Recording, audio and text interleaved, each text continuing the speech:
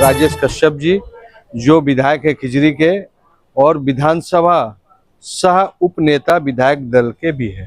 उनका कहना है जो आतंकवादी घटना और साथ ही साथ झारखंड प्रदेश में कांग्रेस पार्टी की जो आगामी राजनीतिक किन किन विषय में होने वाली है उनके बारे में उन्होंने जवाब दिया। मैं दिनेश श्रीवास्तव, आप देख रहे हैं आपका अपना एडी लाइव। कांग्रेस का कार्यक्रम निरंतर चलने वाला कार्यक्रम है। कांग्रेस जन मुद्दों को लेकर के सरकार को आईना दिखाने का काम करते हैं। कांग्रेस सड़क से लेकर के सदन तक लड़ने वाली पार्टी है।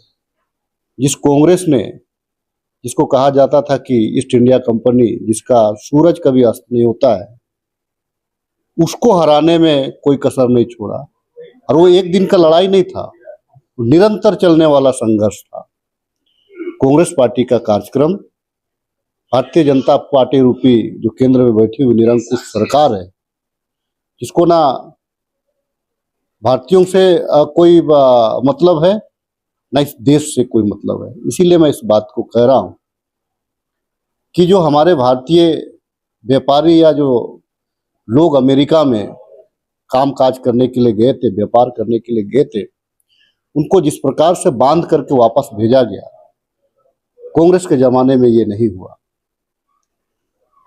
अगर हम बात करें भारतवर्ष में, तो भारतवर्ष में भी जिस प्रकार से हम वसुधैव कुटुंबकम की बात करते हैं और यहाँ पे जिस प्रकार से एक धार्मिक उन्माद फैला करके यहाँ की भाईचारगी को समाप्त करने का जो कुचक्र भाजपा के द्वारा कराया जाता है, कांग्रेस पार्टी उसको तोड़ना चाहती है। इस प्रकार से संविधान के आर्टिकल के साथ खेल करके इस प्रकार से एक तुष्टीकरण की भावना को एक बल दिया जा रहा है पूरे देश में, उस तुष्टीकरण की भावना को कांग्रेस पार्टी समाप्त करना चाहती है। और हिंदू मुस्लिम सिख ईसाई भाई भाई का जो नारा है, उस नारा को आगे बढ़ाना चाहती है।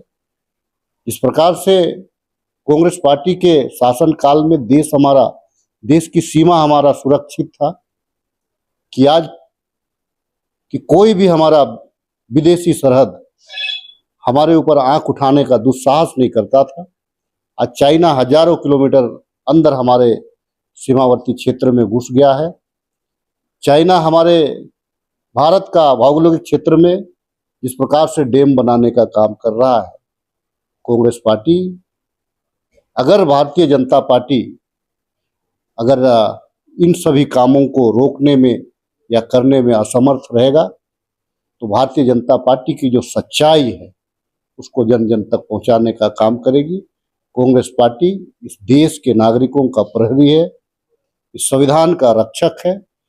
हमारे नेता आदरणीय राहुल गांधी जी ने जिस प्रकार से अपने कदमों से पूरा भारत को पैदल मार्च करके जोड़ने का प्रयास किया, एक उम्मीद और विश्वास के साथ कांग्रेस पार्टी आगे बढ़ रही है कि जिस प्रकार से हम लोगों ने अंग्रेजों को यहाँ से खदेड़ने के लिए पूरा हिंदुस्तान को एकजुट होकर के हमने लड़ा था, इस संविधान और इस देश को बचाने के लिए पूरा हिंदुस्तान को हम संगठित करेंगे। तब तक हमारा यह संघर्ष जारी रहेगा। अडानी का जो प्लांट लगा गोड्डा में, अभी भी वहाँ आदिवासी को जमीन का जो विस्थापन हुआ था न्याय नहीं मिला, इसमें क्या बोलना चाहिए? देखिए, आपने अगर सत्र का अधिवेशन को देखा होगा तो हम लोगों ने मुख्य सचिव की अध्यक्षता में कमेटी बनाई है। इसमें अडानी पावर प्लांट का जो, चाहे वो जमीन से संबंधित हो, यहाँ 75% रोजगार से संबंधित हो, इन तमाम चीज़ों को लेकर के एक कमेटी का निर्माण कराया है और वो कमेटी जांच कर रही है।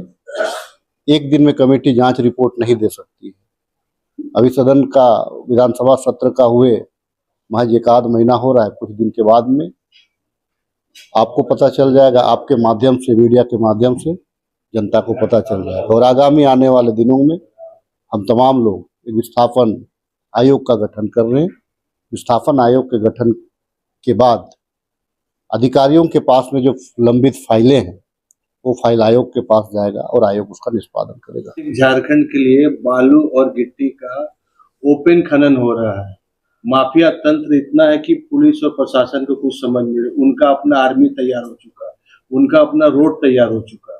इसके लिए कांग्रेस पार्टी और तमाम पार्टी, इसके लिए आप लोग विधानसभा में क्या रखने वाले हैं? इसको कैसे रोकथाम होगी? देखिए, ये जो है वो खनन जो मामला है,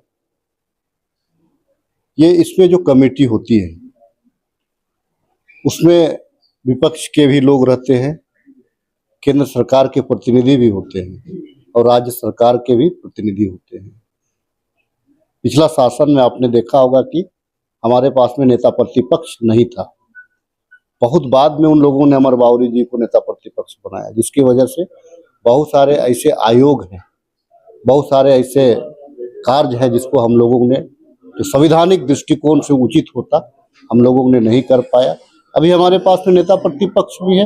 हम बालू का जो है, बालू के घाटों का हम आवंटन शुरू कर दिए हैं और निश्चित तौर से अब आने वाले दिनों में ये जो खनन को लेकर के जो यहाँ पे हमेशा से ही बात उठती रही है, वो उन समस्याओं का समाधान हम लोग कर लेंगे। यूनिफॉर्म सिविल कोड लागू होने वाला है और आदिवासी जो ट्राइबल है, इसमें क्या बोलना चाहते हैं? तो ये एक चीज है, समान नागरिक संहिता कानून जो है भारतीय जनता पार्टी देखिए डराने के लिए करती है। अच्छा, मुझे एक चीज आप बताइए, वो लोग एनआरसी की भी बात करता है ना, बहुत बड़े बड़े अमित शाह भी एनआरसी की बात करते हैं, मोदी जी बात करते हैं, उनके जितने पिछलग्गू लीडर है भाजपा के तमाम लोग। ये जमशेदपुर शहर में जहाँ पे आप रह रहे हैं, एनआरसी का मतलब क्या है? मूल दस्तावेज। आपको क्या लगता है शहर का ज्यादातर मतदाता 90 के दशक के बाद से भाजपा को वोट देना शुरू किया है, कार सेवा के बाद से? याद करिएगा इस चीज को। अगर एनआरसी आप लागू करते हैं, इसका मतलब पूरा शहर को आप खत्म करना चाहते हैं। शहर के लोगों को तो भागना पड़े, क्योंकि वहां पे मूल दस्तावेज आप क्या दिखाइएगा? डीड और बिजली बिल और आधार कार्ड, वो एनआरसी का मतलब नहीं है। एनआरसी का मतलब है कि आपके बाप दादा के पूर्वज का क्या दस्तावेज था जो यहाँ पे रह रहे हैं। अमित शाह का खुद यहाँ पे खुद वो अफगानिस्तान से आए, स्मृति ईरानी खुद अफगानिस्तान से आई है। तो ये लोग जो है, ये लोग देखिए, ये लोग बांटना चाहता है और ये लोग सिर्फ डिवाइड एंड रूल की पॉलिसी अपनाना चाहता है। धर्म के आधार से ज्यादातर बीफ का व्यापारी है ये लोग, बीफ का कारोबार या चंदा लेने वाला लोग है ये लोग जो है अपना जो दामाद बना के रखा है मुस्लिम कम्युनिटी को, लेकिन मुस्लिम के खिलाफ में बोलता रहता है। तो इनकी बातों को बहुत ज्यादा मीडिया के लोग, आप लोग तवज्जो ना दे। देश कैसे चलेगा? आप भी लोकतंत्र के चौथा स्तंभ है। सच्चाई को आप उजागर करिए, लोगों के पास में रखिए। देश हमारा सुरक्षित है। हिंदू, मुसलमान, सिख, ईसाई सारे लोग सुरक्षित है। देश जो चल रहा है,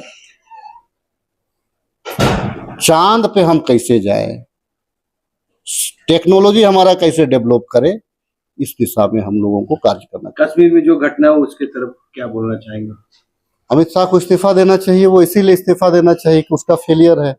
हाँ, लेकिन इसमें कांग्रेस पार्टी सरकार के साथ खड़ी है, आतंकवाद के खिलाफ में सरकार के साथ खड़ी है और हर उन परिस्थितियों में सरकार के साथ खड़ी है जहां आंतरिक मामला हो, विदेश मामला हो, गोपनीयता की बात हो।